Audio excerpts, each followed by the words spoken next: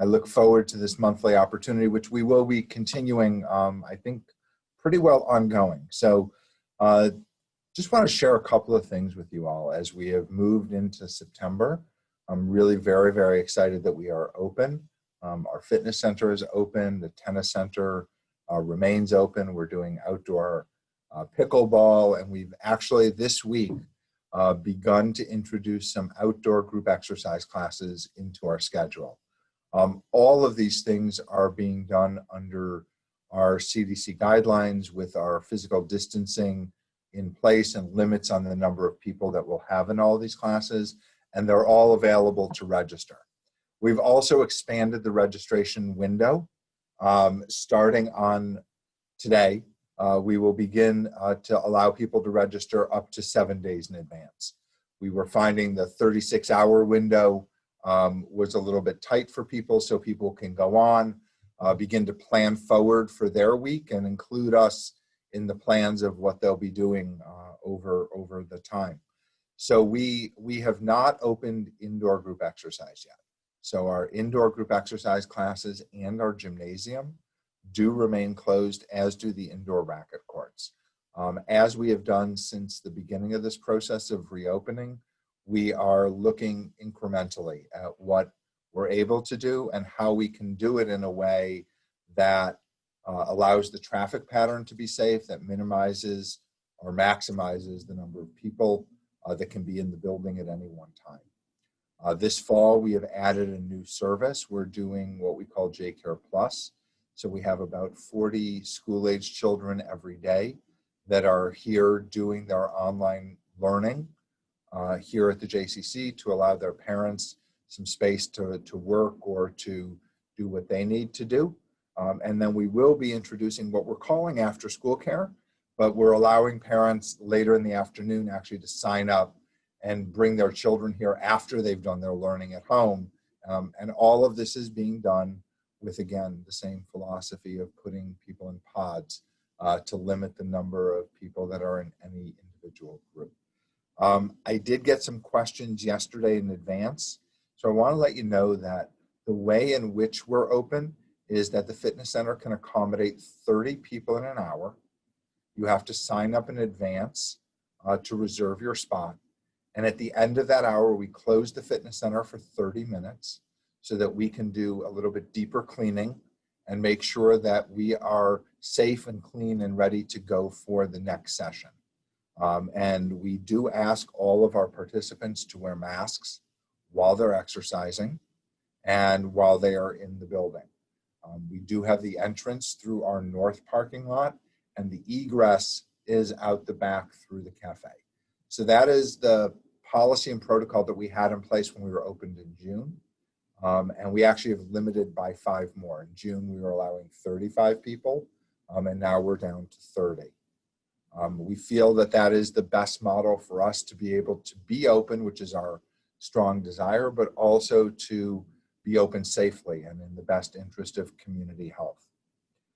We do recognize that there are some things that we've learned where we have found success during this period of time that we're going to continue. So we are continuing to offer online group exercise classes, and we believe that we will continue to offer that service as a blend. We'll have some in-person classes, Tai Chi, yoga, and some other things that are going on in the sculpture garden. And we have some of our, I think it's body pump. No, body combat. There's something going on in the pool that involves Les Mills and weights. It's coming. What's coming. that? It's coming. It's coming. And today we had indoor cycling outdoors. It was very, very nice of the weather to cooperate. The first time that we had an outdoor class like that, the weather was absolutely spectacular. But we will maintain a bit of a hybrid. We recognize that for some there is a convenience to be able to access our services at home, and for some it is just a better situation for them to be able to remain at home and still have those services available. We did get a question about our air filtration in the fitness center. So I want to let you know that we use something called pleated filters, and these capture more particles at a smaller micron rate than the filters that we were using before, but we're not using yet the HEPA filters. But our air quality in the fitness center and our air circulation is very, very good. So that's a bit of an overview of what's going on, but I really would love to have a dialogue, and I can always talk more, but I'm hoping that we can have a bit of a dialogue today, and I'm happy to answer any and all of your questions.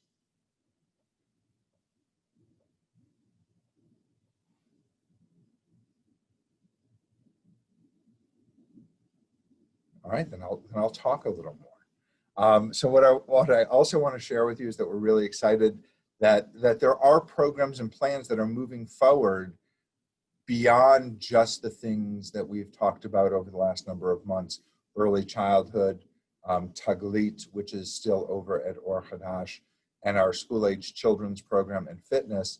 We are actively in plans to install and open a new show in our sculpture garden. That will be opened in the month of October. We have plans for a series of programs called Amplifying Voices that you'll see in our emails coming up. So those programs we're hoping people will use.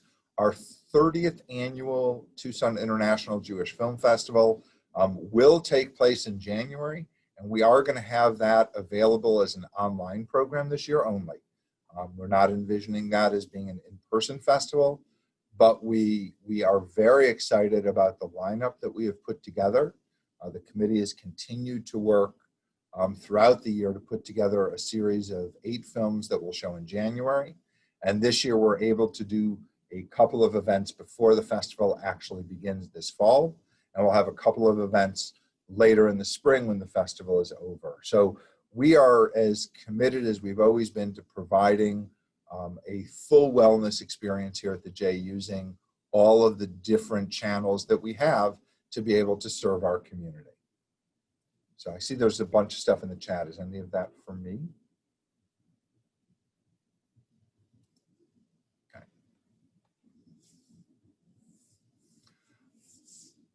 Raymonde? You're on mute, Raymonde.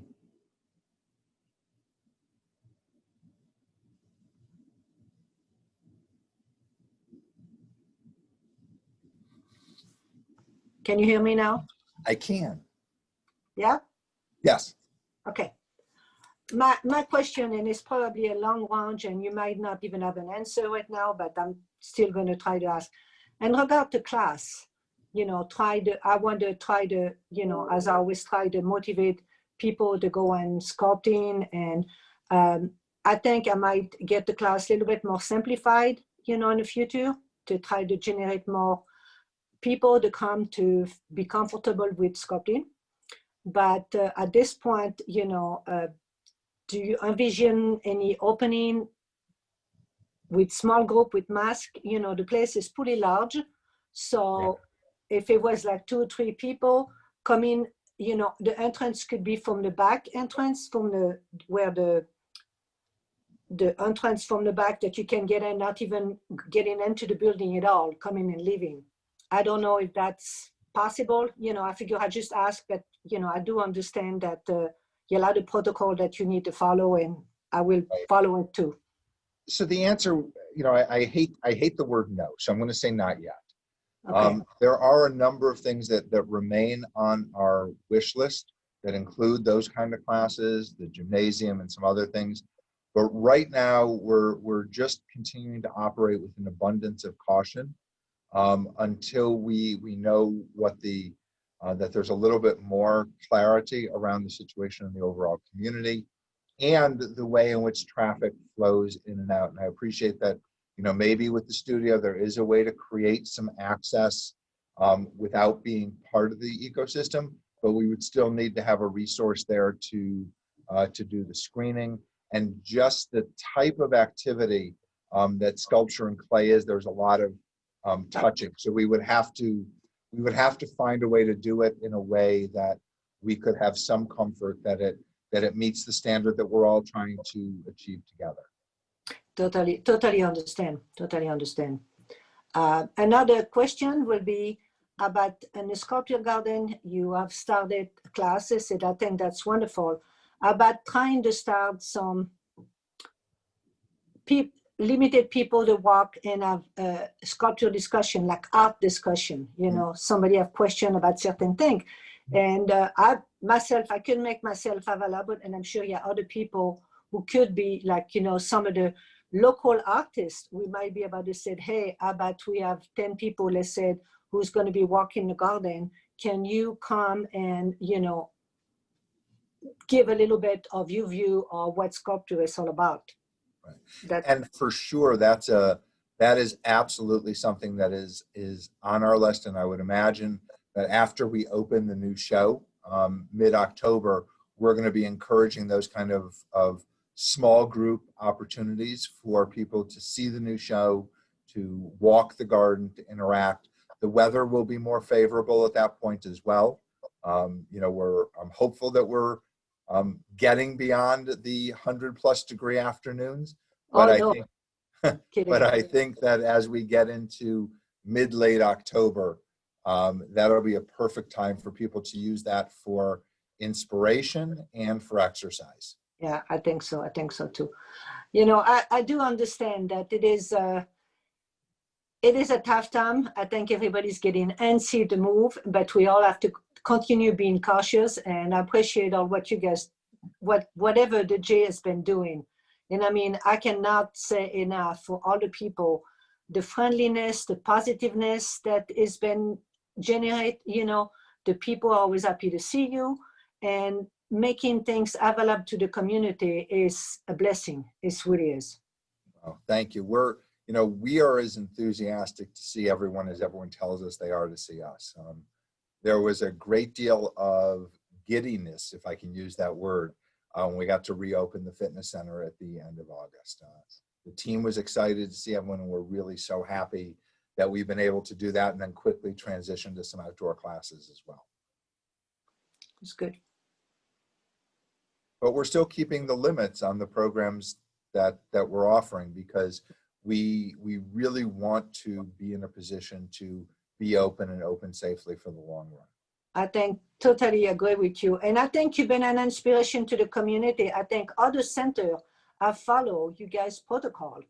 And from what I heard, different health club, you know, I've been, you know, knowing what you guys doing and been following some of the same procedure. And that's wonderful. You know, it's a good example for the community. That's good to hear. And the other things that we're able to do that I think are residual benefit of the creativity that the JCC movement at large has created is we're participating in a program called In Your Living Room. It's an author series that's being presented in partnership with the JCC Literary Consortium.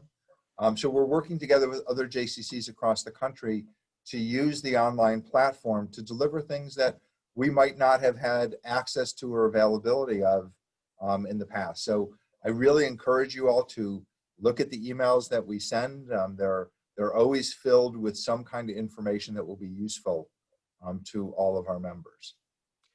Talking about that, that's a good point. I think in the social media, you people who taking care of information have been really active, and it's really good because it's a simple format. You can look at it, you can point, and it's to the point. It's working much better than it has in the past. You need to hear that because it's working.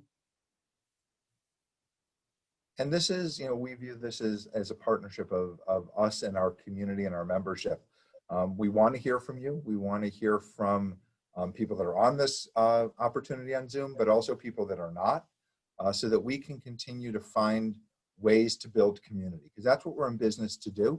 And doing this online is a little bit different, but we certainly want to maintain connections, bring people here as we can, and find ways to go out and find people that might be a little bit further than our normal reach. So we're trying to stay in touch as best as we can. I think it's a very good way of letting people know what's happening. It's a very good form of communication with communication, you know. Mm-hmm. Anyone have any other questions or thoughts or suggestions? Seems like Quiet. I'm the only one who's talking. Anybody else is there? Don't be shy. We love to hear it.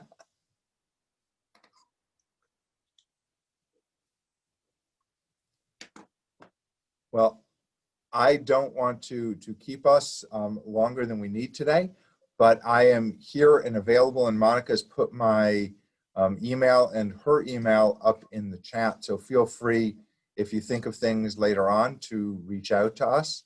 And we'll be back here again in October to do this again. And I wish you all a happy, healthy, and sweet New Year as the Jewish New Year of Rosh Hashanah begins next Friday night, which has kind of come upon us really quickly. Next Have Friday a night? wonderful- Next Friday or this Friday? Next Friday, not tomorrow. Not tomorrow. Okay. Okay. It's hard for me to keep track. So have a wonderful afternoon, and I look forward to seeing you all soon. You too. Goodbye. Bye-bye.